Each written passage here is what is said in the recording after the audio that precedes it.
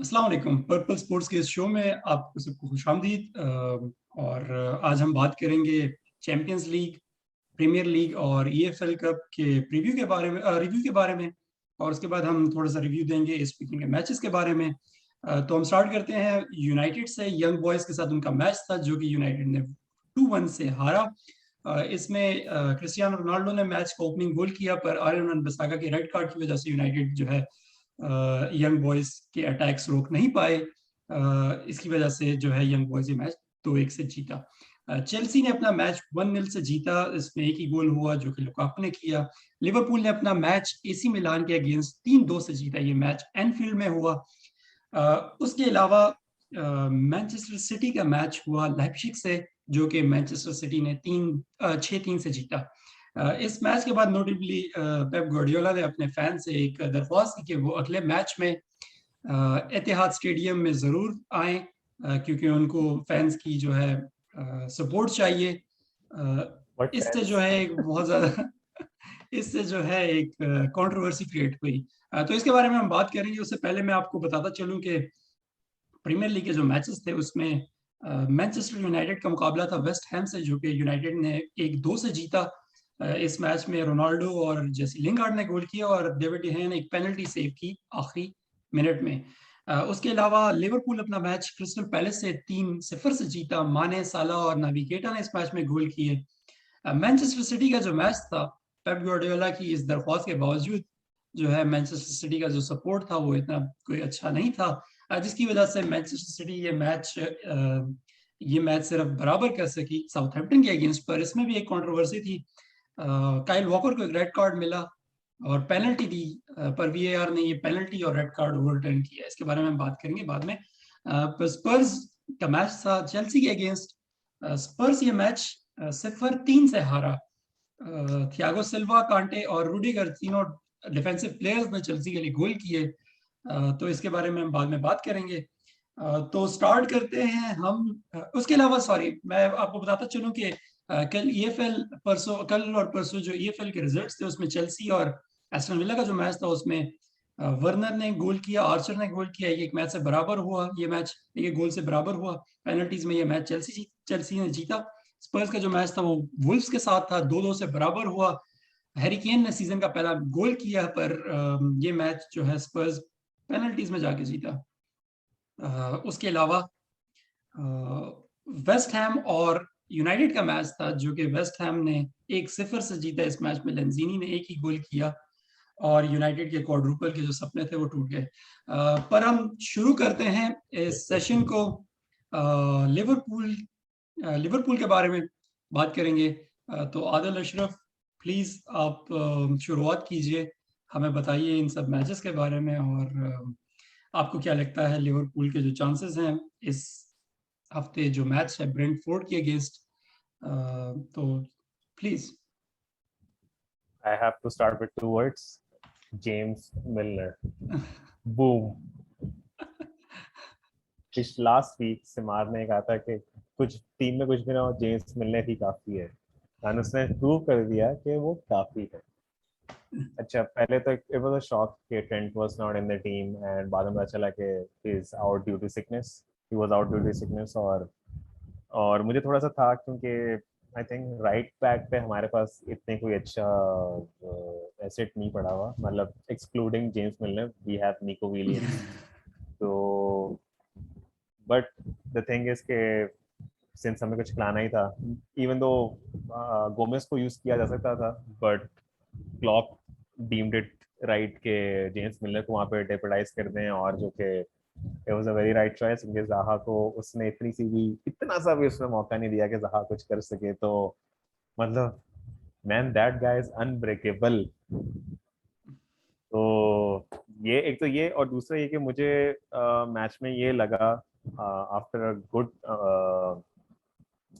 After a very good time बोल रहे हैं जो भी बोल रहे हैं, काफी वक्त के बाद मुझे नजर आया कि लिवरपूल में वो शेड्स थे जो 18-19 वाली टीम थी।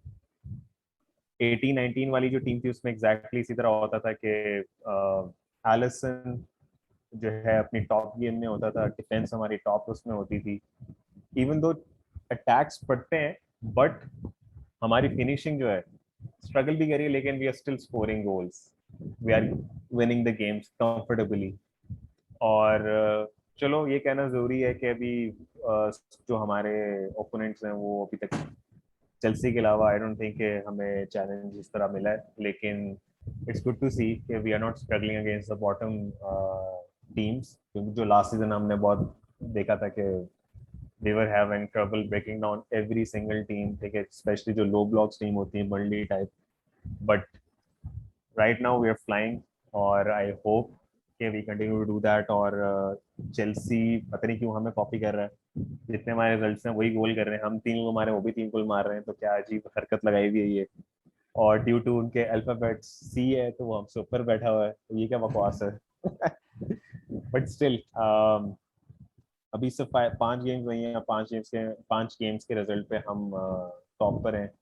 और पिछले 3-4 सीजन में हमने देखा कि क्रिसमस के टाइम पे लिवरपूल हमेशा फर्स्ट होता है और क्रिसमस के बाद लिवरपूल का बेड़ा गर्क हो जाता है।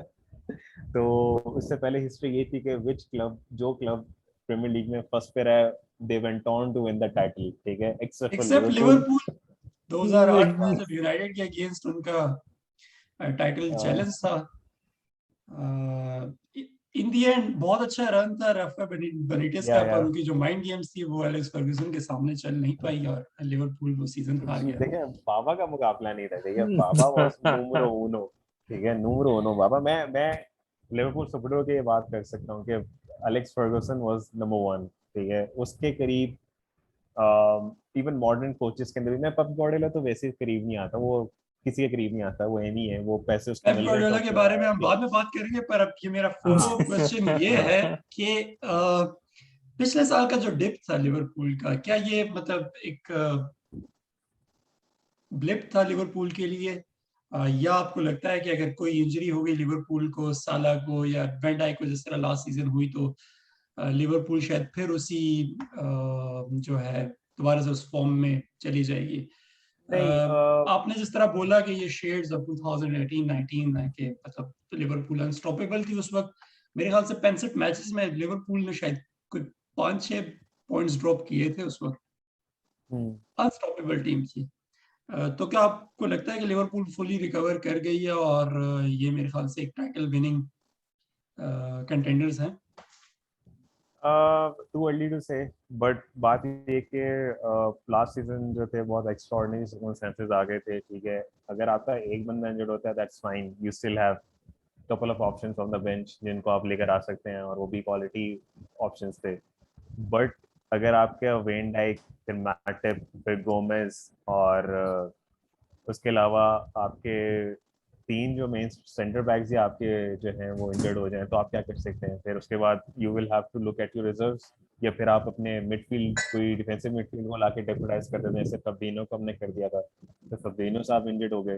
तो वो एक्स्ट्राऑर्डिनरी सर्कमस्टेंसेस थे, और उसके अंदर इट वाज क्वाइट एक्सपेक्टेड कि यही हो सकता था और कोई ऑप्शन नहीं था। Plus on top of that personal tragedies बहुत आ गई थी, Klopp lost his mother, Alisson lost his father, और फिर इसके बाद जिसको हम एज अ आप ही कह लें कि एज अ फ्रेश या एक क्वालिटी हम जो एडिशन हमने की थी, Thiago, he got injured, Diogo Jota got injured, तो पूरी टीम का जो मोरल था वो वैसे ही अफेक्टेड हो चुका था ड्यू टू इस तरह के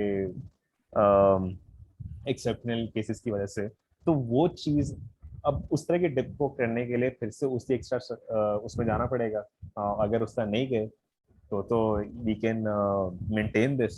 और वही बात है कि वेन डाइक जो जिसकी वजह से हमारी पूरी डिफेंस लाइन जो है वो स्टेबल है, तो अगर वो फिर से उसी तरह अपने सीजन में कंटिन्यू कर गया तो yes I think we can challenge for the title. But I would still say कि इट्स टू अर्ली टू से, क्योंकि अभी ये नहीं पता कि चेल्सी किस तरह परफॉर्म करेगा, यूनाइटेड किस तरह परफॉर्म करेगा। United have Ronaldo, Chelsea have a very good squad, like overall पूरी टीम परफॉर्म कर रही है, तो you never know. Maybe शायद कल को if you are playing against City, क्योंकि सिटी का मेरे ख्याल है after Brentford we are gonna play City, तो विल सी के how we are gonna perform against them. तो उसके बाद फिर आई कैन थोड़ी सी पिक्चर क्लियर हो जाएगी, और then we can see. Plus फिर अब जिस तरह ऐसा ऐसा सीजन में हम और जाते जाएंगे, तो कि गेम्स और बढ़ती जाएंगी। कैराबाओ भी आ चुका है, चैंपियंस लीग भी चल रही है, तो चैंपियंस लीग के अंदर भी विल सी के, क्योंकि अभी मिलान को तो यस वी उनको हरा दिया था, even though we dominated the game from the get go, but they still found a way to lead in the game, but eventually we won. Henderson जो था उसने स्टीवन जेरार्ड हरकत कर दी, जो कि obviously बड़ा एक अच्छा पॉइंट था, बट आगे एटलेटिको मैड्रिड है, और एटलेटिको मैड्रिड के वो क्लब है जो आपको बहुत फ्रस्ट्रेट कर सकता है। Exactly. So I'm looking forward to those games as well. So let's see. At this moment, I'm just going to enjoy this. बाकी आगे कुछ नहीं बता और ना मैं सोचना चाहता हूँ। So yes. So आगे चलते हैं अगले टॉपिक पे। चेल्सी का जो है मैच है इस हफ्ते मैनचेस्टर सिटी से। मैनचेस्टर सिटी ने ऑलरेडी साउथहैम्पटन के अगेंस्ट पॉइंट्स ड्रॉप किए।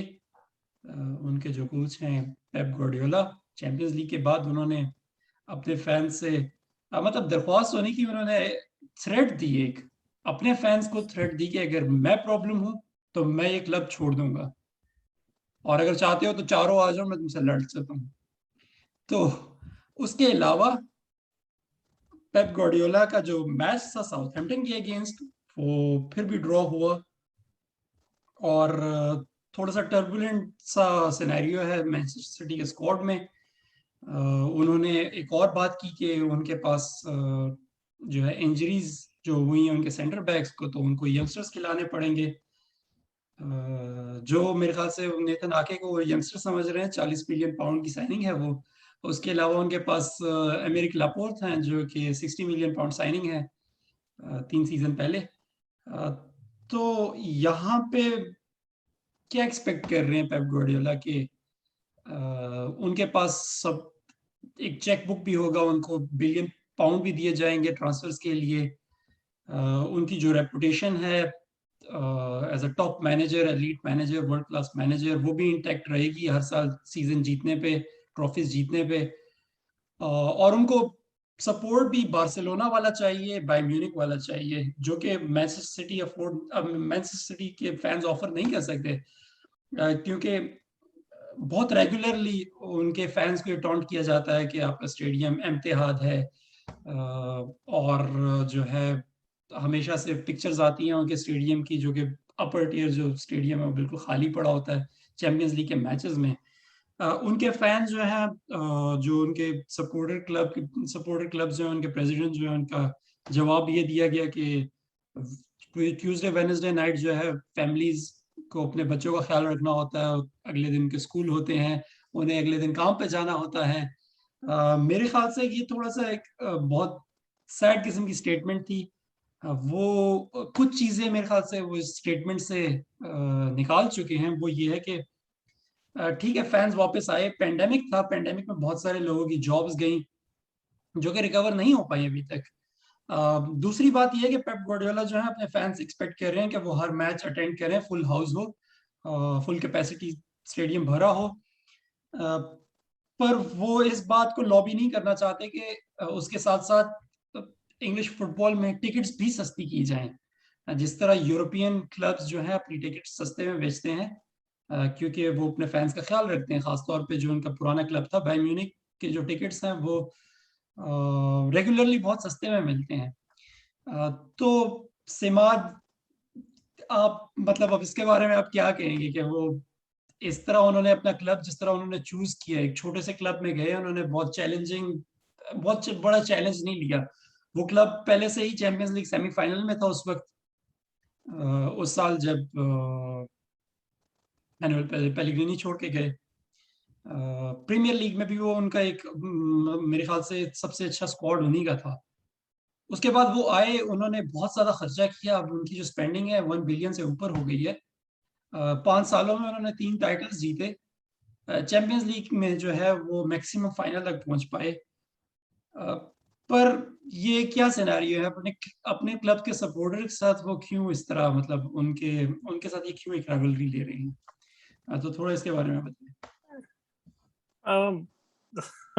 आई थिंक वही आप जिस तरह बात अभी हुई कि वो एक्सपेक्ट जो करें सपोर्ट जो है कि बार्सिलोना और बायर्न वाला हो, to be fair I think City कि फैंस उस तरह से पैशनेट नहीं है। अगर हम देखा जाए कि आर्सेनल का मैं जिक्र यहाँ पे करूंगा, करंटली इस वक्त आर्सेनल के टिकट्स सबसे महंगे हैं कंपेयरिंग जितनी भी प्रीमियर लीग की टीम्स हैं।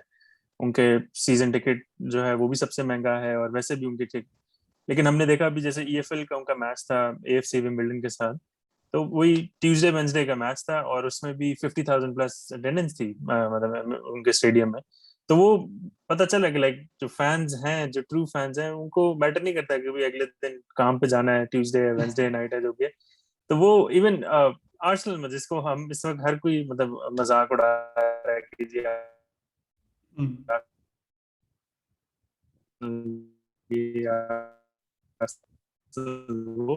ऑब्वियसली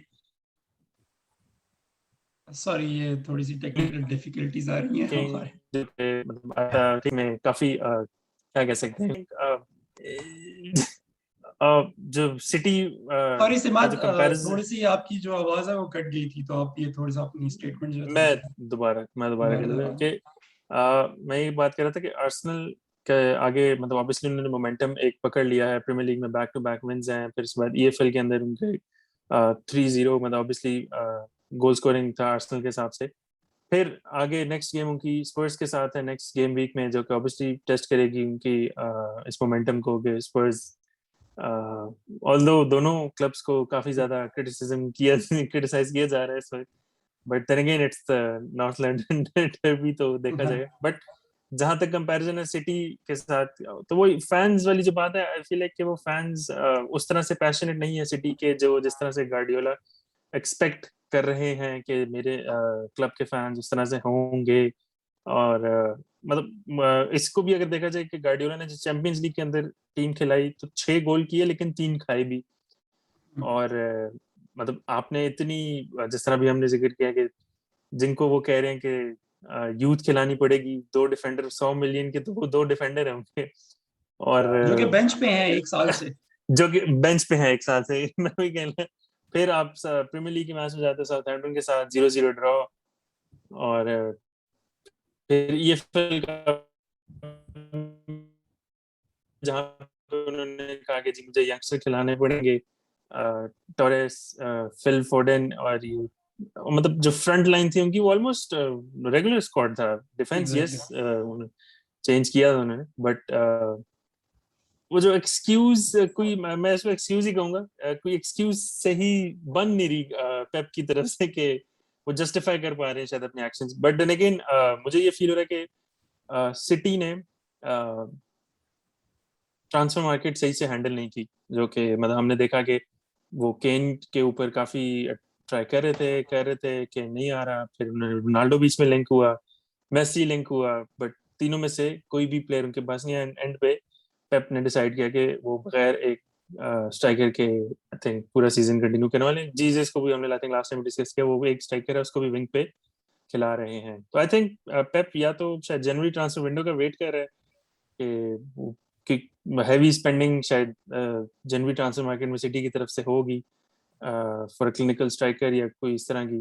बट उससे पहले I think this is just excuses to for the board, City Manchester City board, for the fans कि भाई हम ये मसले हैं और बस जस्ट स्टिक विद अस। तो मेरा ये ख्याल है अभी कि भी हैवी स्पेंडिंग करनी है, मतलब he just bought 100 million Jack Grealish for some reason, तो अभी भी हैवी स्पेंडिंग का कोई वजह बनती है कि समझ नहीं आ रहा मुझे why। या वो अगर एक मैं बात ऐड करना चाहूँ तो पेप गार्डियोला का जो ट्रैक रिकॉर्ड है इस तरह का, वो यही है कि जब उन्होंने बार्सिलोना के साथ जो उनका स्टेंट था, जब उन्होंने बार्सिलोना की मैनेजमेंट संभाली, तो उनके पास बहुत सारे क्लब्स के पास कभी कभी एक अच्छा ऐसा प्लेयर आता है, जिस तरह एलेक्स फर्गूसन के पास रोनाल्डो आया। पर पेप गार्डियोला के पास 3 ऐसे प्लेयर्स थे जो कि एक जेनरेशनल एक्सट्रीम टैलेंट था, मेसी, इनिएस्टा और जावी जो थे। उसके अलावा जो उनका सपोर्ट ग्रुप जो था, जैसे कि बुस्केट जैसे प्लेयर, डेविड विया खरीदा उन्होंने, पेड्री जो थे उनके यंगस्टर उस वक्त। तो एक बहुत बहुत बेहतरीन, मतलब मेरे ख्याल से पिछले जो इस डेकेड का जो बेस्ट स्क्वाड था उनके पास उस वक्त। उसके बाद उन्होंने बहुत सारी ट्रॉफीज जीती, चैंपियंस लीग जीता उन्होंने 2 बार। पर उसके बाद उन्होंने जो है अपने चैलेंजेस और जो इसके लिए उनके जीता जो था अपने उन्होंने। अगले जो मैनेजमेंट के जो वो थे जॉब्स थी, वो बहुत सोच समझ के चूज की, क्योंकि जो रेपुटेशन थी वो इंटैक्ट रहे एज एन एलीट कोच। उन्होंने एक ट्रेबल विनिंग बायर्न म्यूनिख की स्क्वाड को मैनेज किया। 3 साल उन्होंने जो बाय डिफॉल्ट उन्होंने लीग जीती, पर चैंपियंस लीग में उनकी परफॉर्मेंसेस बहुत खराब रही। तो उसके बाद उन्होंने बायर्न म्यूनिख को छोड़ के उसके उसके बाद भी उन्होंने कोई एक बहुत चैलेंजिंग टीम नहीं चूज की। जैसे उस वक्त उनके पास ऑप्शंस थी यूनाइटेड को मैनेज करने की, या शायद लिवरपूल जैसे क्लब को मैनेज करने की, आर्सेनल जैसे क्लब को मैनेज करने की। उन्होंने चूज किया एक मैनचेस्टर सिटी के स्क्वाड को, जहाँ पे उनको पता था कि उनको फाइनेंशियल बैकिंग मिलेगी, जो उनके जो फिलॉसफी जो उनका कहा जाता है उसको अच्छे तरह से वो इम्प्लीमेंट करेंगे आसानी से, क्योंकि उनके पास ऑप्शन होगी, जो प्लेयर वो चाहेंगे वो खरीद सकेंगे। उन्होंने आउटस्पेंड किया पूरी लीग को, और दूसरे सीजन में उन्होंने जो है प्रीमियर लीग जीता, तीसरे सीजन में जीता। चौथे सीजन में नहीं जीत पाए पेप गार्डियोला क्लॉप की मास्टर क्लास की वजह से। 5वें सीजन में फिर वो प्रीमियर लीग जीते, क्योंकि वो आउटस्पेंड करते रहे रेगुलरली बाकी लीग को।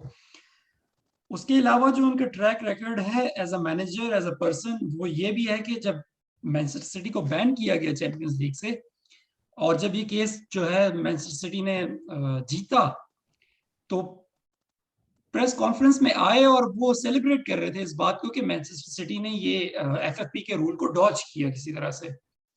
वो सेलिब्रेट कर रहे थे कि उनकी जो आउटस्पेंडिंग कर रहे थे, वो आउटस्पेंड कर रहे थे बाकी क्लब्स को, जो फाइनेंशियल डोपिंग हो रही थी उससे उनको बैन नहीं होगा, तो उनकी जो मैनेजरियल करियर है वो आगे बढ़ता जाएगा। उसकी वजह से उन्होंने प्रीमियर लीग फिर से जीता, चैंपियंस लीग के फाइनल तक पहुंचे। तो मेरे ख्याल से as a person principle wise अगर आप देखा जाए, तो पेप गार्डियोला की कोई ऐसी मैं इस प्रिंसिपल पे नहीं एक है, वो पॉइंट चाहते रेस हैं करूंगा। सक्सेस, पर फेयरली नहीं जीतना चाहते वो। There were two reasons for Guardiola to win the league last season. There were no fans in the stadium. Exactly किसी भी स्टेडियम में फैंस नहीं थे, पेप गार्डियोला जो है वो तो हर यहाँ गेम पे जो होम है गेम थी डोमिनेट कर पाए। सिटी के लिए। ब्लेसिंग इन डिस्गाइज, तो ठीक है। Yeah. मतलब तो वो पेप सिटी गार्डियोला के लिए रेगुलरली हालात। एज अ मैनेजर जो है वो फेयर प्ले नहीं खेलना चाहते। Yeah. फाइनेंशियल डोपिंग और फाइनेंशियल जो डोमिनेंस है उनके पास, वो एक बहुत अनफेयर एडवांटेज है। वो अगर फाइनेंशियल फेयर प्ले के थ्रू नहीं खेलना चाहते, तो मेरे ख्याल से मैनचेस्टर सिटी को रोकने वाला कोई भी नहीं है इस वक्त। I mean, Adil Ashraf, people अगर make. आप इसके बारे में चैट करना चाहें, सॉरी मैं आपको चांस नहीं। No, no, it's okay.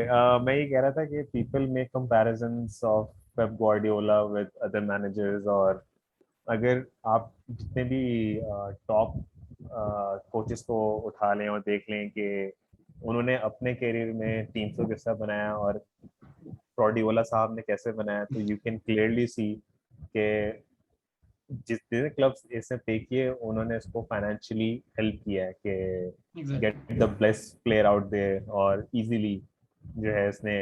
Plus Barça का उस भी सिस्टम था, it was obviously outclass के, दे हैड बेस्ट मिडफील्ड, ठीक है, on top of that they had Messi, ठीक है, फिर डिफेंस के अंदर उनके पास कार्लोस पियोल, मतलब बड़ा एक बहुत अच्छा लीडर था, फिर पीके था, तो overall with Danny Alves, he's like he has the most honors to his name, ठीक है, और most of his honors वो सारे उसने बार्सा में जीते हैं, फिर ब्राजील के साथ भी जीते हैं, यूवेंटस, उसके बाद फिर पीएसजी में भी जीता है। तो बात सारी ये है कि उसके पास हमेशा से अच्छे स्क्वाड उसके पास रहे हैं, फिर बायर्न उसके पास ही बाइंग पावर बहुत अच्छी थी, top club of German Bundesliga, और वो अरसे से जीत रहे थे, तो उसने आके और जितवा दिया, और इधर भी आके he joined City with Arab oil money, ठीक है, प्लास्टिक, another plastic club, और अगर बंदा सोचे उसका कंपैरिजन करे तो चलो क्लॉप से कर लेते हैं, ठीक है, चलो ठीक है, मैं लिवरपूल फैन हूँ, मैं तो उसकी तारीफ करूंगा, क्लॉप को छोड़ देते हैं, let's talk about someone else, give me another name जिसकी कोचिंग हिस्ट्री आप देख के कहते हैं कि यार अगर मैं क्वेश्चन पिच करूं यहाँ पे, तो वो यही होगा कि अगर आर्टेटा पेप गार्डियोला की जगह मैनचेस्टर सिटी को मैनेज करें, और पेप गार्डियोला आर्टेटा की जगह आर्सेनल के स्क्वाड को मैनेज करें, तो आपको क्या लगता है क्या रिजल्ट्स होंगे? क्या पेप गार्डियोला जो है आर्सेनल में सक्सेसफुल होंगे या नहीं? क्योंकि मुझे लगता है कि और आर्टेटा जो है वो मैनचेस्टर सिटी में सक्सेसफुल होंगे। देखिए हाँ हो सकता है, बट मैं ये कह रहा हूँ कि गार्डियोला इंस्टेंटली सक्सेस नहीं कर सकता। और बात ये कि उसने 16 में ज्वाइन की थी सिटी, और 16 में obviously City had a bad season उनके हिसाब से। तो next season he went out, spend 200 million on full backs. Full ठीक है, वॉकर भी आ गया, सब आ गए, ठीक है, उसने सारा सब कुछ ले लिया उसी सीजन के अंदर। लेकिन लेट्स कट दैट बजट, और सो हम बोलें कि यार आपके पास है ना, पहले आप यही कर रहे हैं कि have to sell these players first, make us some money, and then will give you the budget. फिर मैं देखता कि किस तरह 17 के अंदर डोमिनेंस में आता। ये बिल्कुल भी नहीं आ सकता था, क्योंकि एग्जैक्टली। आपने अगर टीम रिबिल्ड करनी है तो you need at least 2 to 3 season two build a team जो आपकी सिस्टम पे खेले, जस्ट लाइक क्लॉप, क्योंकि अच्छा, क्लॉप को भी। हाँ या सॉरी, यहाँ पे मैं एक और बात पेश कर रहा था कि फिलॉसफी की बात आती है कि पेप गार्डियोला की एक फुटबॉल फिलॉसफी है जो उनको क्राइफ ने पास की और ये वो। ठीक है, कट द बुलशिट। ठीक है, अगर आप फिलॉसफी की बात कर रहे हो तो पेप गार्डियोला ने उसी सीजन ज्वाइन किया मैनचेस्टर सिटी को जहां पे कॉन्टे ने मैनेज ज्वाइन किया चेल्सी को। या पेप गार्डियोला को 1 साल लगा अपनी फिलॉसफी को जो है इम्प्लीमेंट करने में। उसमें उन्होंने जो है आपने जिस तरह बताया 300 मिलियन लगाए, या तो सीजन जीता, टाइटल जीता। कॉन्टे ने आके बहुत कम स्पेंडिंग की और उनको 3 महीने लगे अपनी फिलोसफी को इम्प्लीमेंट करने में, और उन्होंने प्रीमियर लीग को बहुत अच्छे तरीके से डोमिनेट किया और टाइटल जीता। तो पेप गार्डियोला का अगर मैं क्वेश्चन करूं, सिंपल क्वेश्चन है कि अगर पेप गार्डियोला की जो फिलोसफी है अगर उसमें उनको 1 बिलियन ना दिए जाते तो क्या वो अपनी फिलोसफी इंप्लीमेंट कर सकते थे इस तरह की, as compare well to other वही बात। मैनेजर्स जो कि ग्रेजुअली अपनी टीम बनाते हैं? क्लॉप ने ग्रेजुअली हाँ अपनी टीम या बनाई और उसी तरह डोमिनेट किया जिस तरह पेप ने सेंचुरियन सीजन में डोमिनेट किया। या मैं ये कह रहा हूँ ना कि टॉप कोच से आप एक नॉर्मल कोच को इस तरह डिफरेंशिएट कर सकते हैं कि एक लिमिटेड डिस्ट्रिक्ट उसमें लिमिटेशंस में रह के आप किस तरह एक स्पॉट को बिल्ड कर रहे हैं। ठीक है, पैसे देके तो आप कुछ भी कर सकते हैं, पैसा ऑब्वियसली कुछ भी करके दे सकता है आपके लिए, बट लिमिटेशन में रिस्ट्रिक्शंस में रह के आप किस तरह चीज को डेवलप कर रहे हैं वो ज्यादा मैटर करता है। How inspiring are you, how influencing are you. ठीक है, people want to stay with the team and play for you. ठीक है, ये इंपॉर्टेंट है। जब से लिवरपूल जब से वो रिबिल्ड में गया है, तब से जितने प्लेयर उसने लिए हैं सिवाय कुटिन्यो के, सांप साला, उसके अलावा बाकी जितने प्लेयर्स हैं they are still with Klopp.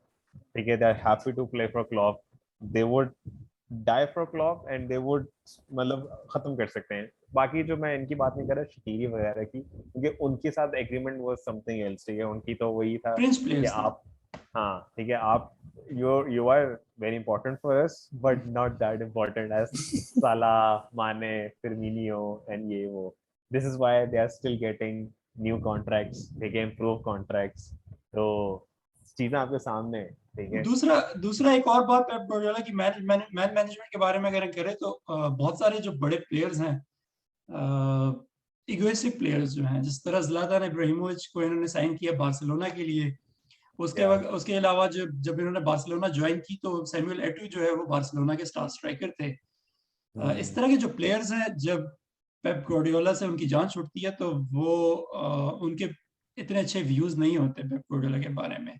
Samuel एटो ने तो उनको सरासर रेसिस्ट कह दिया था क्योंकि उन्होंने बहुत ज्यादा ट्राई की उनको क्लब से निकालने की, पर इन दी एंड जो उन्होंने चैंपियंस लीग का फाइनल जीता मैनचेस्टर यूनाइटेड के अगेंस्ट, उसका ओपनिंग गोल जो था वो सैमुअल एटो ने स्कोर किया और बहुत अच्छा गोल स्कोर किया। उसके अलावा ज़्लातान जो है पेप गार्डियोला के छोड़ के जब उन्होंने मिलान ज्वाइन की, उसके बाद पीएसजी ज्वाइन की, उन्होंने बहुत ज्यादा सक्सेसफुल रहे वो। उसके अलावा मैनचेस्टर सिटी के जो हीरो थे याया टूरे, पेप गार्डियोला के आने की वजह से वो भी साइडलाइन हो गए थे। या बहुत ज्यादा इंटिमिडेट हो गए थे पेप गार्डियोला उनकी पर्सनैलिटी से, तो उसके बाद उन्होंने उनको खैराबाद कह दिया। तो यहाँ पे वो इस तरह के प्लेयर साइन करते हैं जो कि उनकी ईगो ज्यादा बड़ी ना हो, तो उनको कंट्रोल करने में ज्यादा उनको मसला ना हो। तो यहाँ पे हम थोड़ा सा इसको ऑफ टॉपिक लेके चलते हैं। हम जो हमारा जो प्लान होता है उससे थोड़ा सा ऑफ टॉपिक लेकर सिटी और चेल्सी का मैच आ रहा है इस हफ्ते। पेप गार्डियोला का जो रीसेंट रिकॉर्ड है थॉमस टुचेल के अगेंस्ट वो इतना अच्छा नहीं रहा, इंक्लूडिंग चैंपियंस लीग फाइनल जो कि चेल्सी जीत गई थी। तो आपको क्या लगता है इस मुकाबले में, मतलब आप क्या देखना पसंद करेंगे और आप क्या एक्सपेक्ट करते हैं, क्या प्रेडिक्ट करते हैं इस मैच में? ये सवाल अब मेरा दोनों से सिमाद आप स्टार्ट करें प्लीज। यार मेरे हिसाब से सारे लास्ट सीजन में यही कह रहे थे कि जी टूचेल के पास जो है वो भी पेप का कोड आ गया है, वो बैक टू बैक लीग के अंदर, चैंपियंस लीग के अंदर, एफए कप के अंदर हर जगह वो पेप गार्डियोला को हराई जा रहे हैं। ऑब्वियसली अगर शायद टूचेल सीजन के स्टार्ट में ज्वाइन करते लास्ट टाइम तो शायद वो लीग के अंदर भी उस तरह टफ टाइम देते जिस तरह से उन्होंने डिफरेंट कप्स के अंदर दिया, जैसे चैंपियंस लीग होगी, एफए कप हो गया। बट पिछले सीजन में जैसे क्लोज काउंटर्स थे 1-0 फिर 2-1, मतलब ऐसा नहीं है कि पेप गार्डियोला भी कोई शायद ज्यादा अच्छा नहीं खेल पा रहे, मतलब almost, but then again odds are in the favor of Tuchel। और फिर उस द स्क्वाड जो जिस तरह खेल रहा है चेल्सी का, अब जैसा आपने कहा कि स्पर्स के साथ लास्ट वीक गेम थी, तीनों गोल डिफेंडर ने किए, मतलब स्ट्राइकर ठीक है नहीं चल रहा, कोई मसला नहीं, अलोंसो, सिल्वा, रूडिगर, तीनों डिफेंस ने आगे गोल स्कोर कर दिए।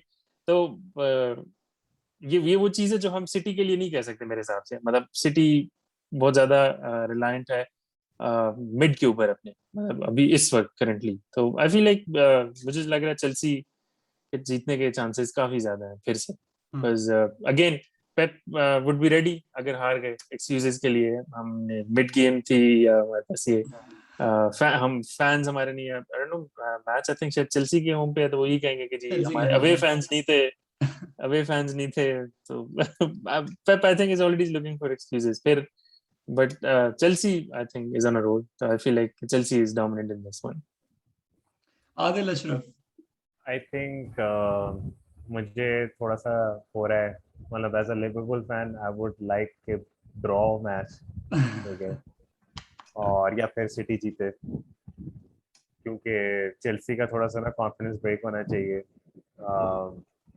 और मुझे लगता है कि देखो ये तुम्हारी विशफुल थिंकिंग है, आप एक्यूरेटली आप बताओ कि मतलब आपको लगता है कि मैच में क्या होगा। अच्छा, तो no what I think is के मुझे नहीं याद कि लास्ट टाइम सिटी ने back to back points drop किए हो, तो I think this time Pep Guardiola will bring something, maybe शायद उनके लिए होम एडवांटेज या अवे एडवांटेज में ज्यादा, मुझे लगता है अवे एडवांटेज ज्यादा काम करता है उनके लिए, they will perform better at away venue, considering last time Guardiola ने प्रॉपर थ्रेड सेंड किए, तो मुझे लगता है कि अब दे विल परफॉर्मिंग, कोई प्रेशर नहीं होगा उनके ऊपर कि जी हमारे होम फैंस के सामने हम परफॉर्म नहीं कर पाएंगे और समथिंग लाइक दैट, तो they will be all out guns blazing. और मुझे लगता है कि इवन दो 6 गोल मार के वो अपने उसमें गेम में आ रहे हैं, लेकिन डिफेंस को थोड़ा सा स्टेबलाइज करेंगे, रूबेन डियास खेलेगा, वॉकर होगा, और अब ये मुझे नहीं पता कि दूसरा आजकल पार्टनर कौन है, जॉन स्टोन्स है जॉन या स्टोन्स, और पर मैं बताता चलूं कि जॉन स्टोन्स और रूबेन डियास जो है वो डाउट है इस मैच के लिए, इंजरी डाउट है उनको। तो इस वजह से पेप गार्डियोला जो है वो अपने ऑप्शंस कंसीडर कर रहे हैं, और उन ऑप्शंस में एमेरिक लापोर्ट और जो है क्या नाम है डच डिफेंडर का, सॉरी, Nathan Ake.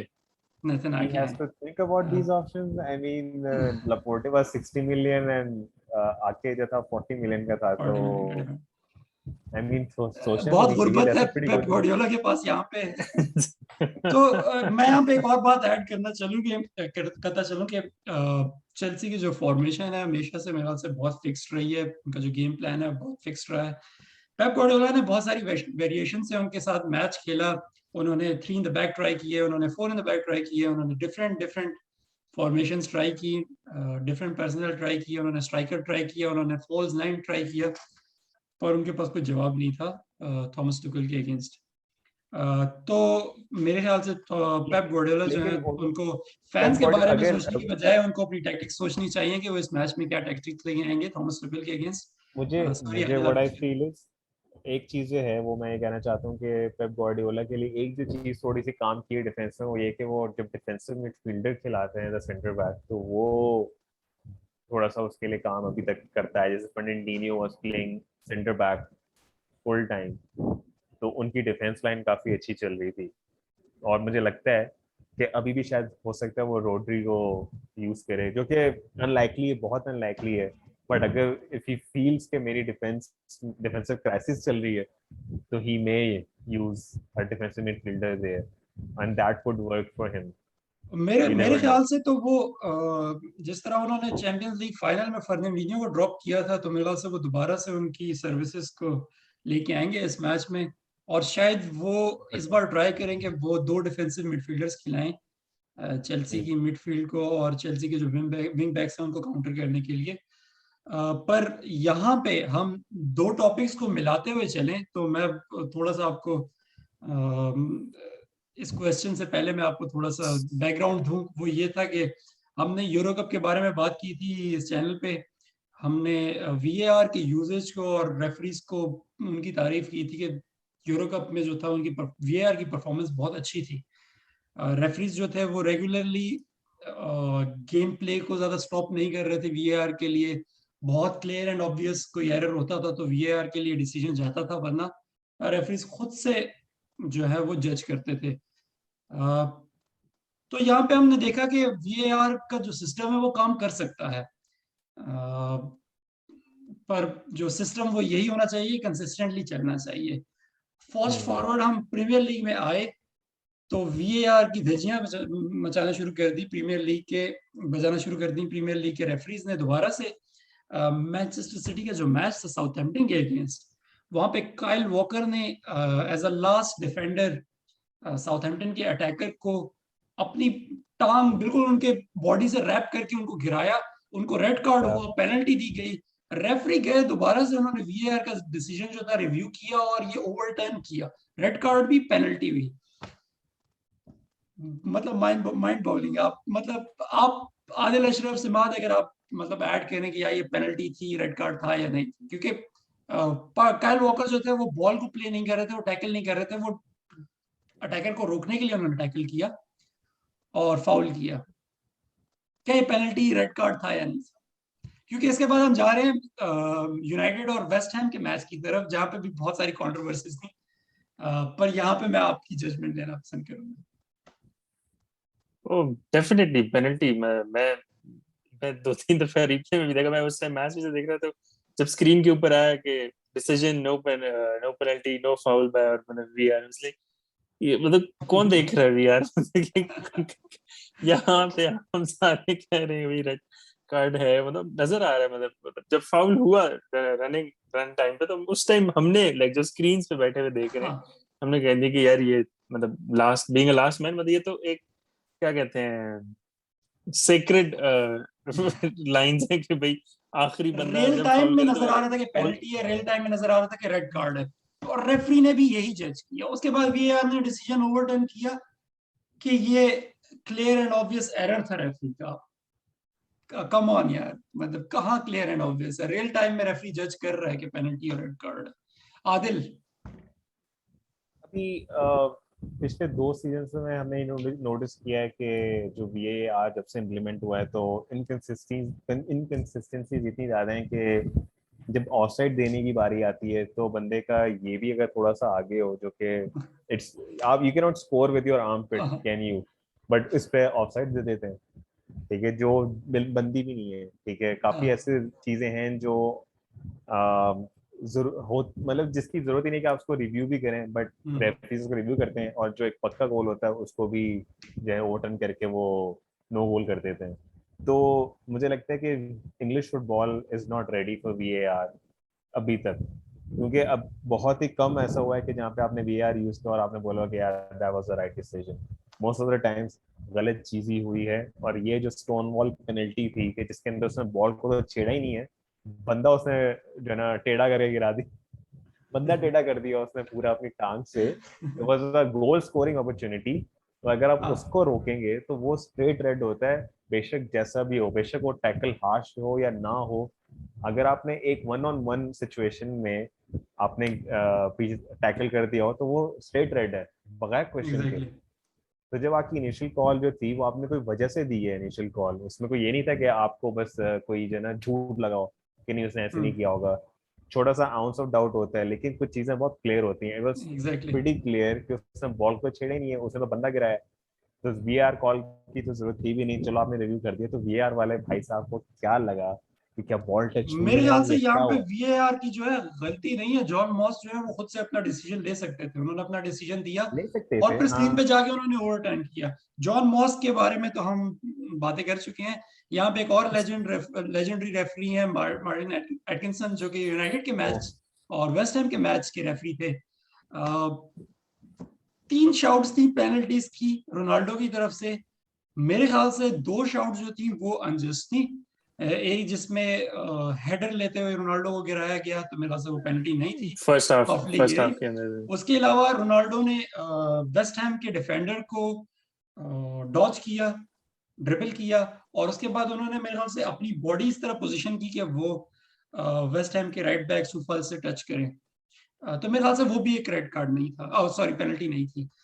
पर जो तीसरा शाउट था जिसमें कर्ट जुमा ने रोनाल्डो कर्ट पे जुमा। टैकल किया, उनका हाथ जो है उनकी बैक पे था, उन्होंने पुश किया मोमेंटम से, फिर उसके बाद उन्होंने अपनी जो राइट लेग है उससे भी उनको मिस टाइम टैकल करके गिराया।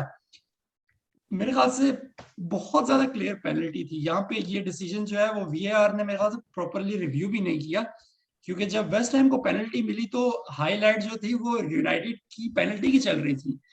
तो मेरे ख्याल से इस पे तो वीएआर ने सोचा ही नहीं कि रिव्यू किया जाए। तो ये मैच जो है सबसे पहले रोनाल्डो सॉरी इस मैच में जो है वेस्ट हैम ने 1 गोल किया और यूनाइटेड ने 2 गोल किया। रोनाल्डो ने 1 गोल स्कोर किया और उसके अलावा लिंगार्ड ने बहुत अच्छा गोल स्कोर किया आखिरी मिनट्स में इस मैच के। उसके बाद जो हम कंट्रोवर्सी की बात कर रहे थे, रोनाल्डो का पेनल्टी शाउट था।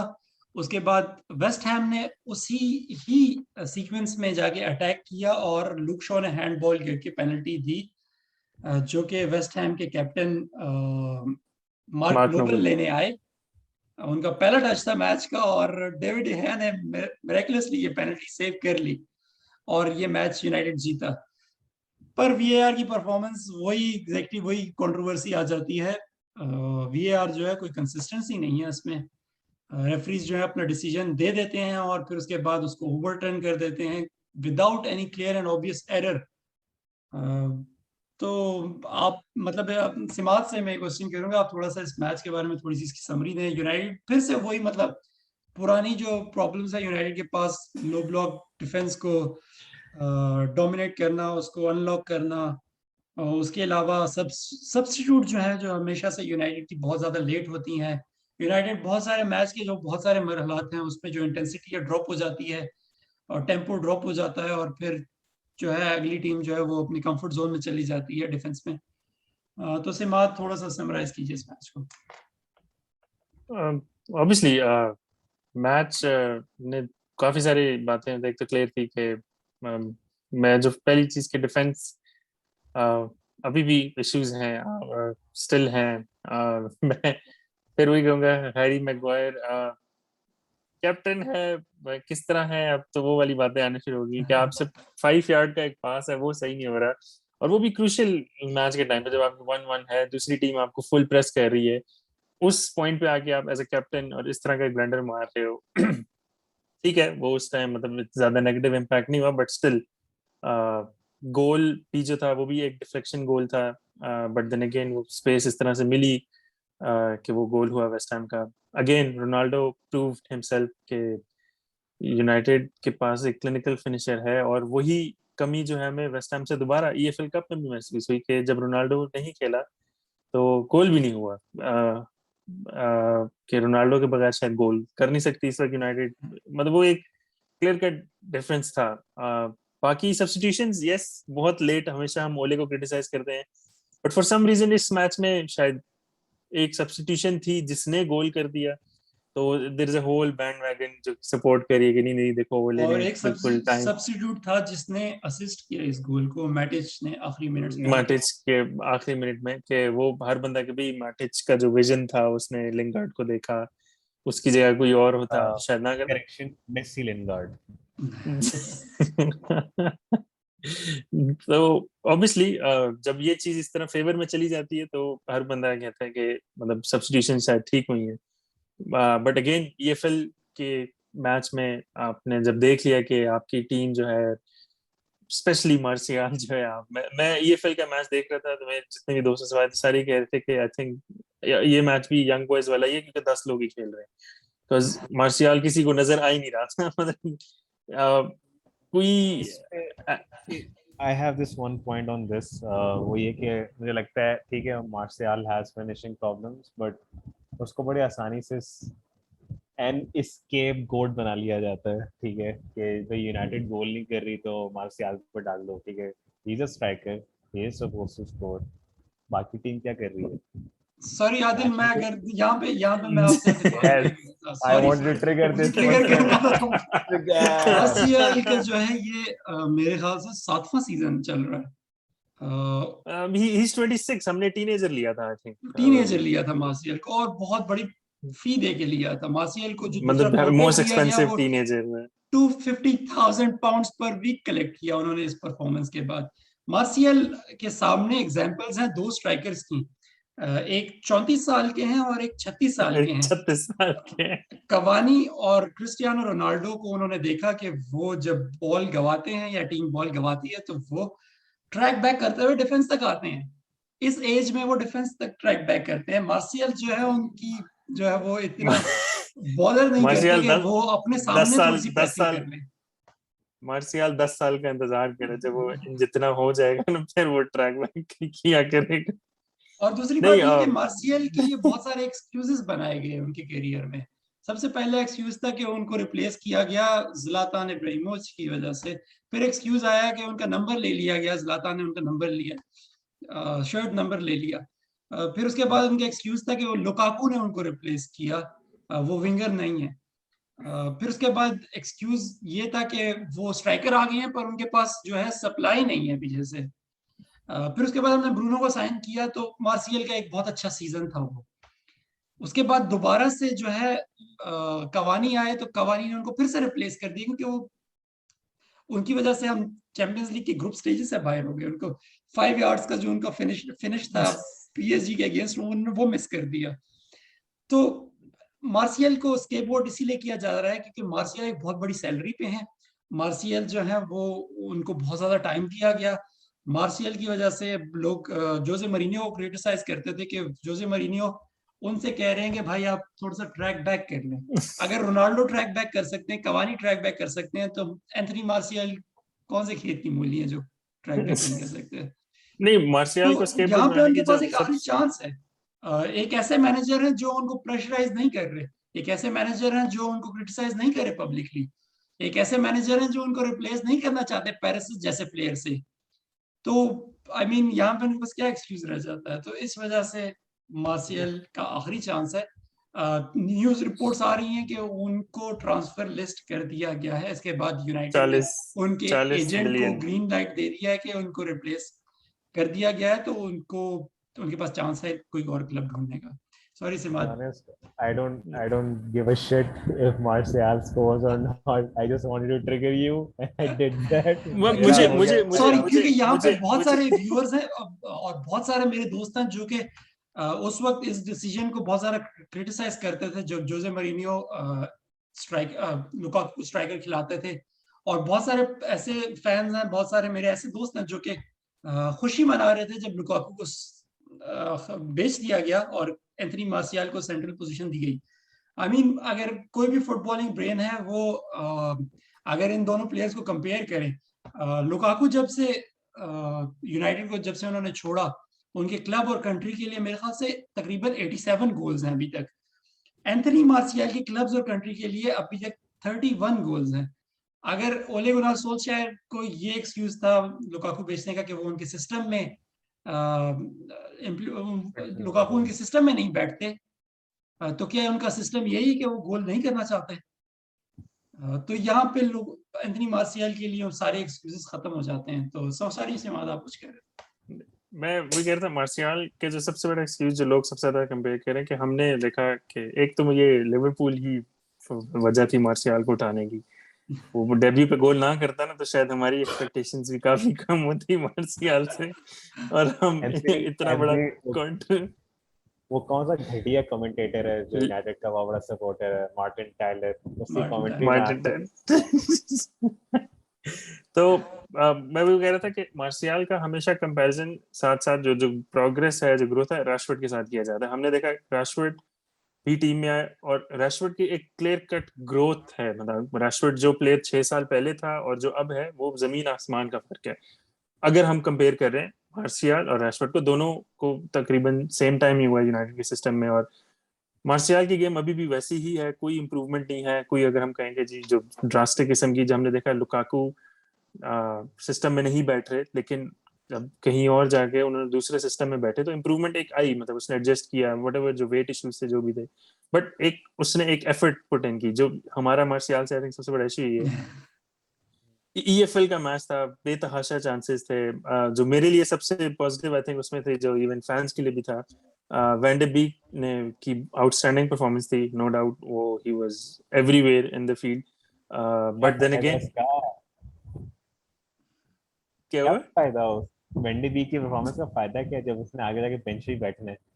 यार वेंडो बीक का, सॉरी अगर समाज जब बात खत्म करेगा तो मैं अपनी बात करूंगा। मैं फिर सांचो ने काफी रन्स, पॉजिटिव रन्स लिए, बट देन अगेन उसने शायद वही देखा कि हमारी टीम में एक फिनिशर है एंथनी मार्शियल जैसा, तो 2-3 बंदे बीट करके जब उसने पास निकाला मार्शियल को तो उसको फिर आहिस्ता आहिस्ता सांचो को भी रियलाइज हुआ कि शायद यहाँ पे खुद ही सब कुछ करना है। बट देन अगेन जो दो पॉजिटिव्स थे उसमें यही थे कि एक वैन डे बीक और सांचो, एंड मार्शियल ऑब्वियसली आखिरी चांस आई थिंक इस टाइम से obviously until unless Ronaldo Cavani दोनों इंजर्ड हो जाते हैं तो रोले के पास फिर कोई ऑप्शन नहीं होनी, तो मार्शियल को चाहे चांस मिल जाए। But I think January transfer window offloading काफी होगी मेरे हिसाब से, martial is one of them. उसकी वजह से बात ये है कि हमारे पास जो स्क्वाड है वो जब मैं देख रहा था सीजन के शुरू में तो 27 इंटरनेशनल्स थे यूनाइटेड के स्क्वाड में। तो जब आपके पास इतना बड़ा स्क्वाड होता है तो आप एक्सपेक्ट करते हो कि हर मिड वीक में मैच हो, ईएफएल कप का हो, काराबाओ कप का हो, चैंपियंस लीग का मिड वीक का मैच हो, फिर प्रीमियर लीग का मैच हो। तो आपका जो स्ट्रॉन्गेस्ट स्क्वाड है वो आपको चैंपियंस लीग में यूज करें, थोड़ी सी आप उसमें एडजस्ट करें, फिर आप प्रीमियर लीग में अपना स्ट्रॉन्गेस्ट स्क्वाड यूज करें, फिर अपने फ्रेंच प्लेयर्स को आप चांस दें काराबाओ कप में। तो यहाँ पे यूनाइटेड के पास जो है सबसे पहले मैच में ही काराबाओ कप से बाहर हो गए हैं, तो यूनाइटेड के पास जो इतना बड़ा स्क्वाड है, उतने ज्यादा प्लेयर्स हैं, उनको आप कैसे कंटेंट रखोगे? जैसे हमारे पास बहुत सारे प्लेयर्स हैं जो सिर्फ काराबाओ कप के लिए यूज होते हैं। जुआन माटा जो कि पिछले साल मेरे ख्याल से प्रीमियर लीग में बहुत कम परफॉर्मेंसेस थी और बहुत कम अपीयरेंसेस थी उनकी, तो वो सिर्फ काराबाओ कप के लिए उनका कॉन्ट्रैक्ट साइन किया गया, एक्सटेंड किया गया। उसके बाद आपके पास डिफेंडर्स हैं, एरिक भाई जैसे डिफेंडर हैं जो कि बहुत कम यूज होंगे अगर काराबाओ कप नहीं होगा, क्योंकि चैंपियंस लीग का पहला मैच यूनाइटेड हार चुकी है और उसके बाद ओले गुनार सोल्शर जो है वो रिस्क नहीं लेना चाहते कि वो फ्रेंच प्लेयर्स को चांस दें, सेकंड ईयर प्लेयर्स को चांस दें, या जुआन माटा और एरिक बाय जैसे प्लेयर्स को चांस दें कि वो रिस्क लें फिर से, क्योंकि पिछले साल भी वो ग्रुप स्टेज से बाहर हो चुके थे। तो मेरे ख्याल से 5 के 5 जो मैचेस रह गए हैं उसमें ओले जो है वो अपनी फर्स्ट टीम ही खिलाएंगे। काराबाओ कब से बाहर हो गए तो प्रीमियर लीग में वो चांस नहीं लेना चाहते कि अपनी स्ट्रॉन्ग स्क्वाड को ना खिलाएं। तो जो यहाँ पे जो यूनाइटेड के पास इतना जो स्क्वाड है, इतना जो ब्लोटेड स्क्वाड है, इनके पास कोई चांस नहीं होगा। तो जनवरी ट्रांसफर विंडो में बहुत सारी आउटगोइंग ट्रांसफर जो है वो एक्सपेक्ट की जा सकती हैं। उसके अलावा वेंडुबिक के बारे में आप कह रहे थे, तो वेंडुबिक का मसला ये है कि उनको चांस दिया जाता है एक महीने में एक ऑड मैच में, और उनसे एक्सपेक्ट किया जाता है कि वो अपना 100% दें, वो अपनी जो आईएक्स की जो फॉर्म थी वो दोहराएं यहाँ पे। पर मेरे ख्याल से जब आप इतना स्क्वाड चेंज कर लेते हो, आप एक सेकंड टियर स्क्वाड को खिलाते हो, तो आप वैन डे बीक से कैसे एक्सपेक्ट करोगे वो अपनी ट्रू क्वालिटीज शो कराएं? अगर आप उनको खिलाओ पॉगबा के साथ, ब्रूनो के साथ, या रोनाल्डो के साथ, सांचो के साथ, या उनके पीछे जो है वरान खेल रहे हो, उनके साथ शॉ खेल रहे हो, तो मेरे ख्याल से उनकी क्वालिटीज ज्यादा जाहिर होंगी, ना कि उनको सेकंड टीयर टीम में डालो आप महीने के बाद और अब उनसे एक्सपेक्ट करो कि वो अच्छी परफॉर्मेंस दे। मैं वही यंग बॉयज के मैच में जब वैन डे बीक ने स्टार्ट किया तो आई थिंक हर बंदा बहुत क्रिटिकली देख रहा था कि वैन डे बीक हाँ किस तरह खेला, एंड मैंने जो पर्सन अपना नोट किया कि वो किसी हद तक वो खुद भी प्लेयर भी प्रेशराइज था, बहुत ही सेफ प्ले कर रहा था, सेफ पासेस थे, मतलब कोई इतनी रिस्की क्रॉसेस नहीं, कोई रिस्की थ्रू बॉल्स नहीं, सारे सेफ प्ले था। But then again red card हुआ, he had to get off, तो एक जो क्या कह सकते हैं फर्स्ट टीम के साथ जो एक चांस मिला वो भी वहां पे खत्म हो गया। फिर इसी तरह आपको सेकंड टीम, सो ये सेकंड टियर टीम में I think Van De Beek went all in, मतलब उससे he has nothing to lose, तो उसने पूरी जान मारी है। और मतलब he was all over the pitch, जो हम एक्सपेक्ट कर रहे होते हैं, जिस तरह हमने शुरू किसी में देखा कि ब्रूनो था, ब्रूनो ने आते जिस तरह चेंज किया, Bruno was all over the pitch, वो आगे भी था वो पीछे भी था, एंड वैन डे बीक ने वही चीज दी, पूरे मैच में ही वाज ऑल ओवर, हर जगह भाग रहा है। तो आई थिंक ओले को देन अगेन वही बात है कि वो फुल स्क्वाड खेलेंगे, फुल स्क्वाड में वैन डे बीक आते नहीं है, तो the only replacement I feel like अगर फ्रेड और मैकटोमिने के साथ अगर स्वैप हुआ कभी वैन डे बीक का, तो शायद वैन डे बीक वही आपकी वाली बात परफॉर्म कर सके फुल स्क्वाड के साथ। वहां पे मसला ये है कि यूनाइटेड डबल पिवट, ओले जो है प्रेफर करते हैं डबल पिवट को, जहाँ पे फ्रेड और मैकटोमिने जो है वो रेगुलरली फीचर करते हैं, और अगर वो फॉर्मेशन ना हो तो मैटिच के साथ पॉगबा को खिलाया जाता है। तो यहाँ पे मेरे ख्याल से वैन डे बीक के चांसेस बहुत ज्यादा लिमिटेड हैं। ओले गुनार सोल्शरायर की जो ये साइनिंग थी वो मेरे ख्याल से वेल थॉट नहीं थी। अगर वो चाहते थे कि पॉगबा चले जाएं और फिर उनको रिप्लेस किया जाए वैन डे बीक से, तो वो अलग स्टोरी है। पर मेरे ख्याल से ये कोई इतनी मतलब इतनी अच्छी असाइनमेंट नहीं थी इस साइनिंग से पहले।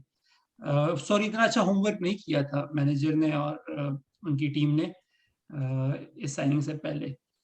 तो उसके बाद हम आखिरी टॉपिक जो है वो स्टार्ट करते हैं। आदिल अशरफ से मेरा एक सवाल है। Adil Ashraf, what's eating Harry Kane? इस सीजन में उन्होंने एक ही गोल किया, वो भी ये काराबाओ कप में था वुल्व्स के अगेंस्ट। फिर भी वुल्व्स ने जो है वो कमबैक कर लिया था, मैच पेनल्टीज पे चला गया। पर चेल्सी के अगेंस्ट जो उनका मैच था, फिर से उनकी एक क्लीन शीट थी। चेल्सी ने मैच टोटली डोमिनेट किया, और हैरी केन जो पिछले साल असिस्ट में भी टॉप पे थे, गोल स्कोरिंग में भी बहुत सारा, मतलब उन्होंने बहुत सारे गोल स्कोर किए, तो वो दोहरा नहीं पा रहे पिछले साल की परफॉर्मेंसेस। क्या उनका जो दिल है वो मैनचेस्टर सिटी की टीम में है? क्या ये वजह है, या उसके अलावा आपको लगता है कि वो फटीग्ड हैं यूरो कप की परफॉर्मेंस की वजह से, या हैरी केन का एक सवाल आ चुका? नहीं, सवाल तो उसका नहीं आया क्योंकि he is still a top striker मेरे हिसाब से। ही is a very good finisher, clinical finisher. लेकिन मुझे लगता है कि प्रोफेशनली मेरी ही फील्स के जो स्पर्स प्रोजेक्ट है वो उसको नज़र आ रहा है कि इट्स अ लॉस्ट कॉज, क्योंकि जब आपकी when you're trying to shake things up, change things up, so you try to find the best thing for yourself. लेकिन मुझे लगता है कि उसको अकॉर्डिंग टू हिम नोनो सांतो जो है वो कोई इतनी कोई खास रिप्लेसमेंट नहीं है, या कोई टॉप रिप्लेसमेंट नहीं थी, और कोई ऐसा कोच नहीं है कि जो एक क्लब को टुवर्ड्स द उस पर लेके जाए, क्योंकि ऑप्शंस बहुत थी। वो एंटोनियो कॉन्टे की तरफ जा सकते थे या कोई और टॉप कोच को हायर कर सकते थे, बट पता नहीं डैनियल लेवी ने सांटो को क्यों चूज किया। तो मुझे लगता है उसको ये चीज़ नजर आ रही है कि Spurs is not gonna be his last destination. He एक तो सिटी जाने के लिए तो उसका ऑब्वियसली उसका प्लान था, उसका जो हार्ट, उसका जो दिल था वो सेट हो चुका पब्लिकली था। था। हाँ मतलब हाँ, उसने काफी हद तक क्या उसने बहुत ऑब्वियस कर दिया था by not coming reporting. KDB से असिस्ट चाहिए मुझे। हाँ मतलब by not reporting to the training, that's what Coutinho did. तो ये Coutinho की ही फुटस्टेप्स में चल रहा है. मोस्ट प्रॉब्ली जनवरी में मुझे लगता है ये चला जाएगा, नजर आ रहा है. और ये बट लेकिन Coutinho was more professional than Harry Kane is, क्योंकि Coutinho ने अपनी बेस्ट परफॉर्मेंस दी थी जाने से पहले. लेकिन this guy he is doing fuck all right now. नजर आ रहा है कोई उसकी परफॉर्मेंस में कोई इंस्पिरेशन नजर नहीं आ रही.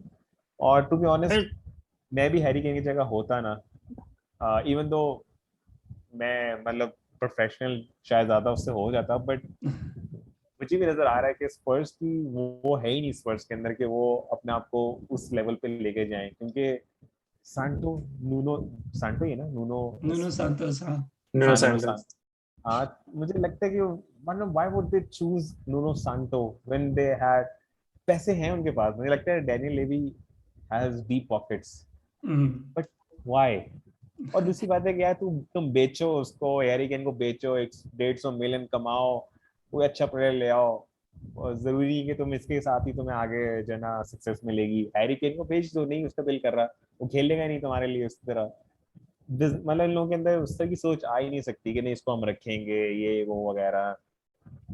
स्क्रू हिम, तो निकालो उसको टीम से बाहर. अगर मैं यहाँ पे मैं आपसे इत्तेफाक करता हूँ नुनो सांचेस की जो अपॉइंटमेंट है उसके बारे में, ये कि अभी तक जितने मैचेस हुए प्रीमियर लीग में, स्पर्स ने सिर्फ तीन तीन गोल स्कोर किए. ठीक है, उन्होंने या ओपनिंग मैचेस जीते अपने तीनों, पर अब 2 मैचेस ये हार चुके हैं. बहुत अनइंस्पायरिंग परफॉर्मेंसेस होती हैं. उनके शॉट्स ऑन टारगेट्स बहुत कम होते हैं. उनके अटैकिंग जो ट्रांजिशन है वो मतलब बहुत कंजर्वेटिव प्ले चल रहा है. अपने जो प्लेयर्स हैं वो उनसे इतना कोई मतलब he can take the best out of them. जिस तरह सॉन हो गए, केन हो गए. उसके अलावा डेली आली जो है वो as a false inverted full back खेल रहे हैं आजकल. तो मुझे इस चीज की कुछ समझ नहीं आ रही कि क्या प्लान चल रहा है यहाँ पे स्पर्स में. पर उनके डिफेंस में यही है कि जोसे मरीनियो के पास जो स्क्वाड था वो भी इनसफिशिएंट था. उन्होंने अच्छा स्टार्ट लिया प्रीमियर लीग में, उन्होंने बहुत ज्यादा मतलब, but at least he took the best out of Son and Harry Kane. उनसे बहुत ज्यादा गोल्स लिए उन्होंने, बहुत ज्यादा असिस्ट लिए इन दोनों प्लेयर से उन्होंने. तो at least this was going on for him. यहाँ पे स्पर्स की जो डिफेंस है, पिछले साल से ये प्रॉब्लम चलती आ रही हैं. स्पर्स की डिफेंस बहुत ज्यादा जो है वो मतलब वर्मा उसके वर्टॉन्जन और टोबी अर्लवेलर के जाने के बाद जो है बहुत ज्यादा या वीक हो चुकी है.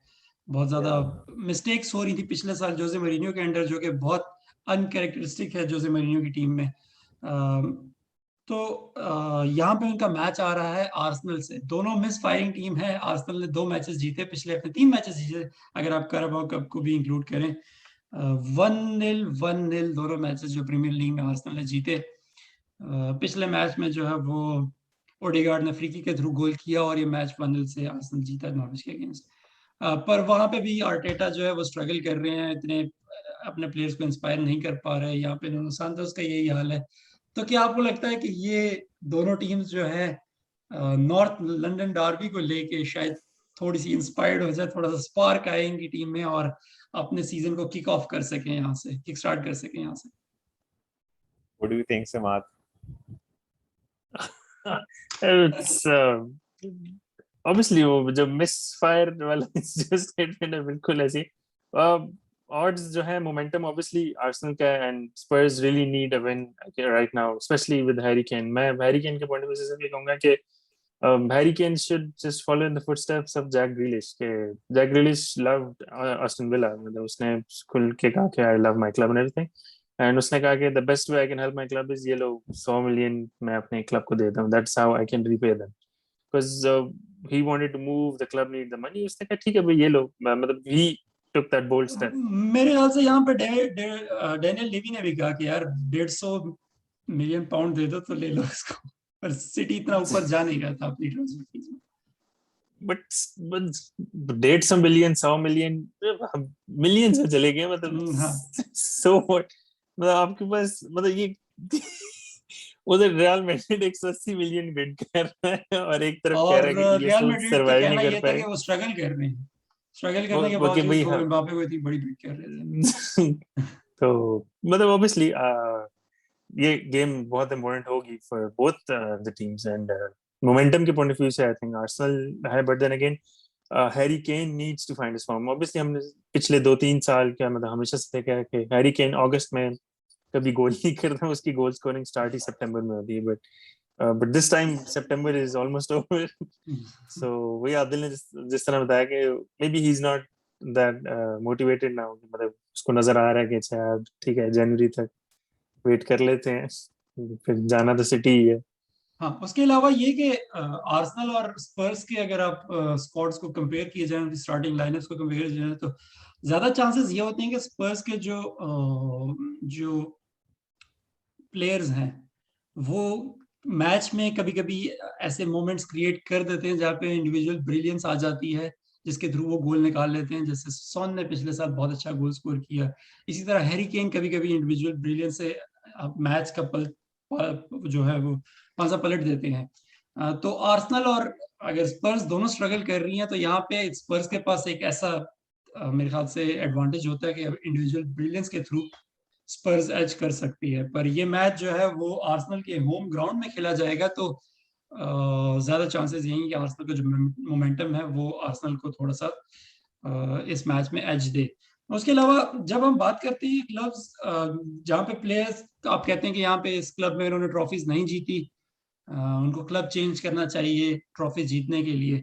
पर अगर आप हैरी केन के लिए आप मैनचेस्टर सिटी जैसा क्लब प्रपोज कर रहे हो कि जाके वो प्रीमियर लीग जीत जाएंगे, तो ये मेरे ख्याल से बाय डिफॉल्ट आप कह रहे हो कि यार प्रीमियर लीग जीत जाएंगे, क्योंकि मैनचेस्टर सिटी जो है पिछले 5 सालों में 3 बार जीत चुकी है। तो क्या ये एक अचीवमेंट होगी हैरी केन के लिए, या मेरे ख्याल से ये एक मतलब just be another brick in the wall कि आप मतलब सिटी ने स्ट्राइकर खरीद लिया, स्क्वाड पूरा हो गया और टाइटल जीत लिया। तो आदिल सिमाद, ये मेरा क्वेश्चन है कि मतलब ये एक चैलेंज है हैरी केन के लिए, क्या ये एक बहुत बड़ा चैलेंज है? यहाँ पे मैं एक रेफरेंस दूंगा वैन पर्सी का कि यूनाइटेड और सिटी का टाइटल रेस था, आखिरी दिन तक गया, 92 मिनट में जो है सिटी ने वो टाइटल जीता। यहाँ पे यूनाइटेड के पास एक जो है वो वैन पर्सी के पास एक चैलेंज था कि वो ये टाइटल जीते यूनाइटेड के लिए। पूरे उनके करियर में उन्होंने प्रीमियर लीग नहीं जीता था। पर यहाँ पे आपके पास एक ऐसा स्ट्राइकर है जो कि स्पर्स फैंस के लिए एक हीरो है, एक लेजेंड है स्पर्स के लिए, पर मैनचेस्टर सिटी के लिए he is just another striker जो उनको प्रीमियर लीग टाइटल जिता सकता है। तो आप क्या कहेंगे इसके बारे में? मतलब कि मुझे लगता है हैरी केन ने ही उसके एवरी सीजन उसने टॉप परफॉर्मेंस दी है, 30+ गोल स्कोर करना और गोल्डन बूट जीतना। तो वही वाली बात कि वन पर्सी जो है उसने भी एग्जैक्टली इसी तरह किया था कि आर्सेनल के लिए he was performing day in day out, और लेकिन आर्सेनल जो है वो overall they were struggling to win trophies, और बस टॉप 4 फिनिश करते थे तो उनका जो था वो गोल पूरा हो जाता था। The closest Spurs game was the Champions League final, और मुझे लगता है कि letting Pochettino go was also another mistake जो उनको नहीं करनी चाहिए थी। But since we are talking about Harry Kane, तो हैरी केन भी obviously as a footballer, as a human, he also wants to win and taste silverware. तो अगर उसको स्पर्स में नहीं नजर आएगा, सांटो जैसे कोचेज आएंगे, तो वो क्यों नहीं जाएगा किसी और ऐसे क्लब में जहाँ पे उसको डेफिनेट चांस है जीतने का, मेडल जीतने का, ट्रॉफी जीतने का। तो मेरे हिसाब से him moving on won't be a very harsh decision, ठीक है। बहुत कम लोग ऐसे हैं कि जो would try to stay back and try to win something, जैसे स्टीवन जेरार्ड, ठीक है, प्रॉपर मीडियोकर टीम में खेलता रहा, लेकिन he could have gone anywhere. Mourinho tried to bring him to Chelsea, और ये वो he almost कर भी चुका था वो साइन जाने अगर के लिए, लिवरपूल के फैंस उसे घर पे ना पहुंच जाते। वेल जो भी है। अब यहाँ पे मैं एक और फॉलो क्वेश्चन ये होगा कि जहाँ पे पेप गार्डियोला अपने फैंस को कह रहे हैं कि यार आप आ जाए स्टेडियम, खुदा का वास्ता, वहां पे हैरी केन जो है एक हीरो स्टेटस रखते हैं अपने फैंस के सामने। स्पर्स जो फैंस हैं आप उनको कंपेयर नहीं कर सकते मैनचेस्टर सिटी से। ऑफ कोर्स स्पर्स का जो नया स्टेडियम है वो फुल कैपेसिटी होता है। उनका जो स्टेटस है अपने फैंस के लिए वो एक लेजेंड है। यहाँ पे सिटी के मैनेजर खुद स्ट्रगल कर रहे हैं सपोर्ट गैदर करने में। तो अगर हैरी केन एक लेजेंडरी स्टेटस है, हीरो स्टेटस छोड़ के एक ऐसे क्लब में जाएंगे जहां पे फैंस उनको देखने ही नहीं आएंगे स्टेडियम में, तो क्या ये एक आइडियल मूव होगी? क्योंकि अगर आपने जेरार्ड की एक रेफरेंस दिया, जेरार्ड अपने क्लब के लिए जो थे वो लेजेंड है। बेशक उन्होंने बहुत सारी ट्रॉफीज नहीं जीती पर वो लेजेंड है। उनका स्टेटस जो है जिस टाइम में वो अपने क्लब में रहे, कैप्टन रहे, लीडर रहे, लिवरपूल बहुत ज्यादा स्ट्रगल कर रहा था पर उन्होंने अपनी 100% दिया, ट्राई किया कि अपने क्लब के जो पाथ है वो चेंज किया जाए। एक और एग्जांपल टोटी की मैं दूंगा। टोटी जो है वो अपने करियर में सीरियाज नहीं जीत पाए, वो ट्रॉफीज नहीं जीत पाए, वो चैंपियंस लीग में अच्छा परफॉर्म नहीं कर पाए। रोमा फैंस के लिए वो एक गॉड है। तो मेरे ख्याल से, मेरे लिहाज से ठीक है, ट्रॉफीज इंपॉर्टेंट है। प्लेयर्स जो है जब रिटायर होते हैं तो जब दे लुक बैक, तो they look back at their achievements, eight there trophies. यहाँ पे क्लब चॉइस पे बात आ जाती है कि मतलब अगर उन्होंने क्लब छोड़ना ही है तो एक ऐसे क्लब में क्यों जा रहे हैं कि जहाँ पे फैंस ही नहीं देखने आएंगे उनको। वहां पे फैंस हीरो स्टेटस क्या दें, फैंस आएंगे ही नहीं। तो मतलब ये अच्छी मूव होगी मैनचेस्टर सिटी जाने की, क्योंकि हैरी केन और बहुत सारे क्लब जा सकते हैं। तो यहाँ पे सिमाद आदिल, यहाँ पे मेरा क्वेश्चन, अब वही वाली बात है, चॉइस ऑफ हैरी क्लब। केन और कौन से क्लब जा सकते हैं, मतलब ये, मतलब अगर हम प्रीमियर लीग में देखा था, प्रीमियर लीग में जो हैरी केन को अफोर्ड कर सकते हैं वो तीन ही क्लब्स हैं, चेल्सी, यूनाइटेड और city. Liverpool will never go for Harry Kane जिस तरह उनका मॉडल है, but then again Chelsea is just got Lukaku. I don't think so they're going to go for any other 100 million striker.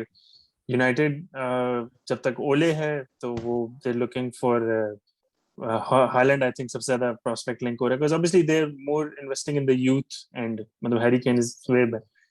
तो मुझे ऐसा लगता है हैरी केन को मैनचेस्टर सिटी की ज्यादा जरूरत है एज कम्पेयर टू सिटी को जितनी हैरी केन की जरूरत है। कि उसको नजर आ रहा है कि आई थिंक, मेरा नहीं ख्याल कि कोई और क्लब शायद ओवरसीज भी अगर हम देखें, real Madrid I think without striker अगर हम उसको कंसीडर करें, Benzema is obviously he is performing very good, but at the end of his मेरे ख्याल से वो भी करियर प्रायोरिटाइज ऐसे करेंगे कि वो एम्बापे को साइन करें या हालैंड को साइन एम्बापे करें। ऑब्वियसली, मतलब वो हैरी केन की तरफ अगर जा रही तो आई थिंक सिटी वाज और is the only option for him. तो वही मैंने कहा कि जिस तरह वैन पर्सी वाला कंपैरिजन आपने दिया कि सर एलेक्स ने देखा कि भाई लास्ट डे सीजन हारे हैं, ओके ये वैन पर्सी मुझे टीम में चाहिए सीजन जीतने के लिए, ठीक है, पर्सी साइन हो गया, सीजन भी जीत गए। सिटी अभी हमने जिस तरह देखा ऑलरेडी एक स्ट्रगल कर रही है, जहां तक फैंस वाली बात है वो तो एक टोटली अलग है, बट सिटी ऑब्वियसली उस तरह से टाइटल में भी अभी ऑब्वियसली छोटी टीम से एडवांस हो रहा था, बट हैरी केन के साथ आई फील लाइक वो पुश जरूर मिलेगा सिटी को, जो कि आई थिंक मिसिंग है इस वक्त। जहां तक फैंस वाली बात है, आपने जिक्र किया टॉटी है, फिर स्टीवन जेरार्ड, कितने प्लेयर्स में से दो प्लेयर्स, मतलब हम बहुत थोड़े प्लेयर्स का नाम था, अब हमने इस तरह शायद तो सोचा अगर हमने मैं एग्जांपल्स ढूंढने बैठूं तो बहुत सारे मिल जाएंगे, पर हम यूनाइटेड लिवरपूल की एग्जांपल ले रहे थे। इस अब वक्त जैसे आपने हमने नॉर्मल एग्जांपल ऐड कर दी कि हमने सोचा था मेसी को, हमने कभी नहीं सोचा था कि शायद वो बार्सिलोना के अलावा किसी जर्सी में शायद खेलेगा भी, but he is playing now. Then again I think, I feel like Harry Kane for his own sake he should move, मतलब फैंस है नहीं है, if he's regarded as a legend for Spurs fan, he would still be regarded as a legend for Spurs fan. मतलब मैं अगर आदिल जैसे पूछूंगा, अगर जेरार्ड चेल्सी चला जाता है उस टाइम पे, तो would he stop loving Steven Gerrard? I don't think so. ये बात नहीं 2005 की है, तो मेरे ख्याल से हाँ उस वक्त चैंपियंस लीग भी नहीं जीते थे स्टीवन जेरार्ड। उनके मतलब पास एक ही अचीवमेंट थी, वो थी यूईफा कप जीतने की।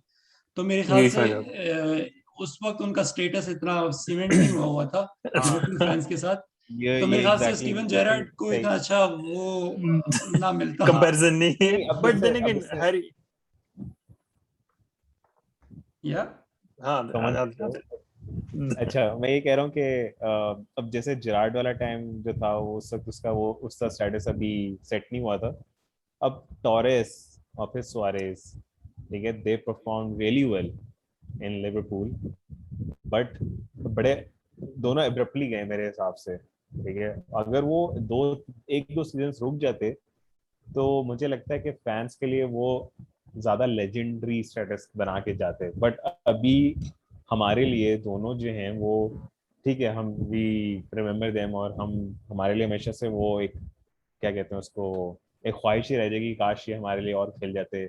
और अभी हम उनको एज अ, मुझे लगता है कि we treat him as legends, like proper legends जो होते हैं, ठीक यहाँ है। पे ये सॉरी, यहाँ पे मैं थोड़ा सा काटूंगा। लेजेंड ये होता है कि मतलब लेजेंड जिस डेफिनेशन में आप लेते हैं, यूनाइटेड के जो लेजेंड्स हैं, जैसे गिग्स, स्कोल्स, गैरी नेविल जो हैं, वो रिसेंट लेजेंड्स जो थे यूनाइटेड के, वो बहुत अरसा यूनाइटेड के साथ रहे, उनकी बहुत सारी अचीवमेंट्स थी।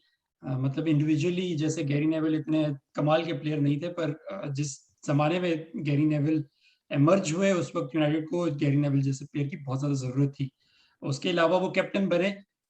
स्टीवन जेरार्ड की जो है, इतने ज्यादा ट्रॉफीज नहीं जीते। स्टीवन जेरार्ड एक लेजेंड इस वजह से थे क्योंकि उनकी लीडरशिप, उनकी जो चेल्सी के डिबेकल के बाद उनकी जो लॉयल्टी थी लिवरपूल के साथ, उस वजह से हीरो स्टेटस ये है कि मतलब आपने एक दो टाइटल जीत लिए, 3 टाइटल जीत लिए, जो भी है, जैसे रोनाल्डो ने यूनाइटेड के साथ जीते, चैंपियंस लीग जीता, बैलन डोर जीता।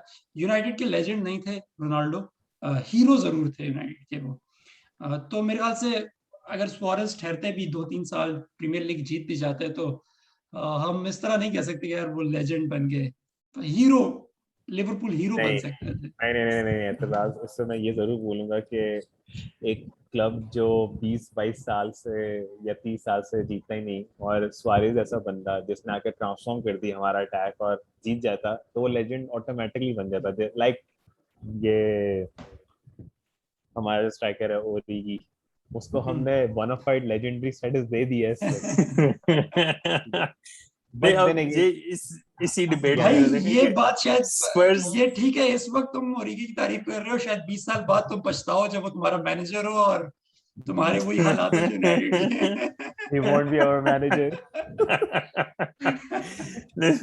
अब स्पर्स का लेजेंड के बाद में, Spurs has not won anything yet, मतलब इट्स बीन सो लॉन्ग। तो मतलब अगर स्पर्स के लेजेंड बनने की क्या कैटेगरी है, मतलब मैं वो जानना चाहूंगा कि क्या हैरी केन उस लेजेंड बंदा बताओ किस तरह बनता है कि डिस्पाइट क्लब्स स्ट्रगल्स और उसके बावजूद भी बंदा रुके, डिस्पाइट नोइंग के वो बहुत टॉप क्वालिटी प्लेयर है, वो कहीं भी जाएगा किसी भी टीम में वो आराम से वॉक इन कर सकता है, बट ये जानते हुए भी वो क्लब के साथ रुके, उसकी स्ट्रगल्स में शामिल हो और कॉन्स्टेंटली कोशिश करता रहे कि वो उसको किसी तरह ऊपर लेके जाए, just like Steven Gerrard did के मीडियोकर टीम में वो ही स्टेड, ही प्लेड, और उसने कॉन्स्टेंटली अपनी लीडरशिप से टीम को जो है वो अपलिफ्ट करता रहा, और यही कोशिश की कि वो जिस लेवल पर है या ज्यादा नीचे ना, मतलब वो गिरे ना, उसको हमेशा उस क्लब को एलीट माना जाए। That's what a legend is all about, ठीक है। आप ठीक है ट्रॉफीज नहीं जीत पाए, but you stayed with the team जब उसको ज्यादा जरूरत थी आपकी। Same goes with Ryan gigs, ठीक है, रायन गिग्स ने तो बहुत ट्रॉफीज जीती हैं, वो बहुत ऑनर्स जीते हैं, but Ryan gigs stayed with the team. Even Ryan gigs जो था, द प्लेयर ही वाज, वो किसी भी टीम में जा सकता था, प्लस ये भी एक सक्सेसफुल टीम ठीक थी है, यूनाइटेड, क्योंकि के हमने अलावा यहाँ कहाँ पे जाता एक वो। वो डिफाइन कर दिया। स्टीवन जेरार्ड को अगर आप कंपेयर करें, केनी डैल्ग्लिश भी लेजेंड है लिवरपूल के। केनी या डैल्ग्लिश के मेरे ख्याल से 32 ट्रॉफीज जीते थे वो अपने क्लब के साथ। या तो यहाँ पे वही बात आ जाती है कि मेरे ख्याल से अचीवमेंट जो है वो ट्रॉफीज पे इतना डिपेंड नहीं करता, लेजेंडरी स्टेटस। हमने टॉटी या की एग्जांपल ली। टॉटी जो है वो मेरे ख्याल से one of the love Italian players, मतलब उस जमाने या के। 2006 में कहीं जाके उन्होंने अपना वर्ल्ड कप जीता। तो जो है वो ट्रॉफीज, अचीवमेंट्स की बात तो अब परे रखो, क्योंकि उनका जो नाम है हिस्ट्री बुक्स में आ गया, जिस भी तरह से था आ गया। तो मेरे ख्याल से हैरी केन के पास भी चांस है कि वो ट्राई करे वर्ल्ड कप जीतने का। तो इंग्लिश लेजेंड बन जाएंगे वो यहाँ पे, अगर वो स्पर्स लेजेंड ना भी बन पाए। तो But यहाँ पे wait, मेरे ख्याल मसला भी ना, टॉटी फिर एक दफा सीरिया ए टाइटल भी जीता हुआ है, 2 दफा कोपा इटालिया भी जीता हुआ है. Harry Kane is craving for those trophies as well. मतलब मैं वो कह रहा हूँ कि Harry Kane is craving for the silverware, बेशक वो कारबाओ कप में हो या यूरोपा कप में हो, क्योंकि यूरोपा का मैच भी स्पर्स ने 2-2 ड्रॉ किया था. तो वो यूरोपा कॉन्फ्रेंस लीग का मैच, कॉन्फ्रेंस लीग कॉन्फ्रेंस. हाँ. तो यहाँ पे हम अपनी डिस्कशन जो है वो कंक्लूड करते हैं. अगर आपके पास कोई टॉपिक है, आप कोई और बात ऐड करना चाहते हैं तो गो ऑन, वरना फिर मैं यहाँ पे कंक्लूड करता हूँ. No, let's do it. No need for that. तो बहुत शुक्रिया आपका इस सेशन को ज्वाइन करने में. मैं थोड़ा सा एक और बात ऐड करूंगा कि आपने नोट किया होगा कि हमारे जो क्रिएटर थे चैनल के, वो हमें ज्वाइन नहीं कर पा रहे कुछ टाइम से. तो उसकी वजह यह है कि वो अपने प्रोफेशन जो है एज ए यूएक्स डिजाइनर अपने पेज पे थोड़ा सा ध्यान दे रहे हैं, कंटेंट क्रिएट कर रहे हैं. अगर आप ज्वाइन करना चाहते हैं, अगर आपको आप पैशनेट हैं यूएक्स डिजाइन के बारे में, तो तलाल अथर का पेज जरूर लाइक कीजिए जो हमारी इंफॉर्मेशन पे है, XY तलाल के नाम से, और इसी नाम से उनका यूट्यूब चैनल है जिस पे सारा कंटेंट फ्री है. उसके अलावा मैं ऐड करूंगा कि पाकिस्तान बेस्ड एक चैरिटी है एहसास फाउंडेशन, जो कि लोगों की फाइनेंशियल हेल्प करते हैं. जैसा कि किसी की स्कूल फीस देनी हो, किसी के मेडिकल बिल्स भरने हो, तो आप उनके पेज पे जाइए, उनके जो केसेस पोस्टेड हैं उनके अगर आप फाइनेंशियल हेल्प कर सकते हैं तो प्लीज़ कीजिए. उसके अलावा अगर आप उनके पोस्ट को शेयर कर दें या लाइक कर दें तो इससे भी उनकी बहुत ज़्यादा हौसला अफजाई होगी, उनकी बहुत ज़्यादा हेल्प होगी. तो आपके सिंपल फ़ोन के आपके एक टैप से जो है किसी की लाइफ चेंज हो सकती है, बहुत ज़्यादा तब्दीली आ सकती है. तो प्लीज़ मैं आपसे रिक्वेस्ट करता हूँ. उसके अलावा आदिल अशरफ और सिमाद, आपका बहुत बहुत शुक्रिया हमें ज्वाइन करने का. नाजरीन, हम मिलेंगे अगले हफ्ते इसी तरह के टॉपिक्स लाके. तो बहुत शुक्रिया. अल्लाह हाफिज. अल्लाह हाफिज.